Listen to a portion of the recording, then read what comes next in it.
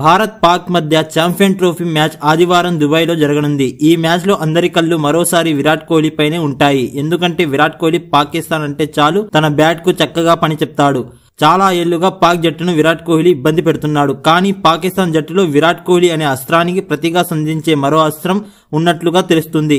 Test cricket లో off stump వెలుపల బంతులతో విరాట్ కోహ్లీ ఇబ్బంది పడుతున్నప్పటికీ వన్డే ఫార్మాట్ లో లెగ్ స్పిన్నర్లు కొంతకాలంగా విరాట్ కోహ్లీని చాలా ఇబ్బంది పెడుతున్నారు. ఇంగ్లాండ్ తో జరిగిన వన్డే సిరీస్ లోని 2 మ్యాచ్లలో కోహ్లీని ఆదిల్ రషీద్ అవుట్ చేశాడు. బంగ్లాదేశ్ లెగ్ స్పిన్నర్ రిషాద్ హుసేన్ బంతికి విరాట్ కోహ్లీ అవుట్ అయ్యాడు. 2024 నుంచి ఇప్పటి వరకు విరాట్ కోహ్లీ లెగ్ స్పిన్నర్లపై 5 వన్డే ఇన్నింగ్స్లలో 5 సార్లు అవుట్ అయ్యాడు. లెగ్ స్పిన్నర్లపై విరాట్ కోహ్లీ సగటు కేవలం 4.2 మాత్రమే. ఈ క్రమంలో పాకిస్తాన్ తో జరిగే మ్యాచ్ లో విరాట్ కోహ్లీ ఓ బౌలర్ తో జాగ్రత్తగా ఉండాలి. అతడే పాక్ స్టార్ స్పిన్నర్ అబ్రార్ అహ్మద్. అబ్రార్ ను పాకిస్తాన్ మిస్టరీ స్పిన్నర్ అని పిలుస్తారు. అబ్రార్ మంచి లెగ్ స్పిన్ కూడా బౌలింగ్ చేస్తాడు. ఈ పరిస్థితుల్లో పాకిస్తాన్ విరాట్ ను అవుట్ చేసేందుకు ఖచ్చితంగా ఉపయోగించుకుంటుంది. ఇటీవల న్యూజిలాండ్ తో జరిగిన మ్యాచ్ లో కూడా అబ్రార్ పొదుపుగా బౌలింగ్ చేశాడు.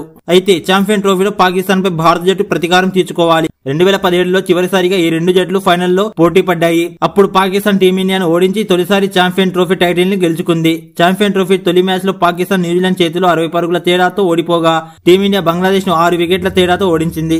మరి ఈ మ్యాచ్ ఎవరు గెలుస్తారో మీరు కామెంట్ చేసి చెప్పండి.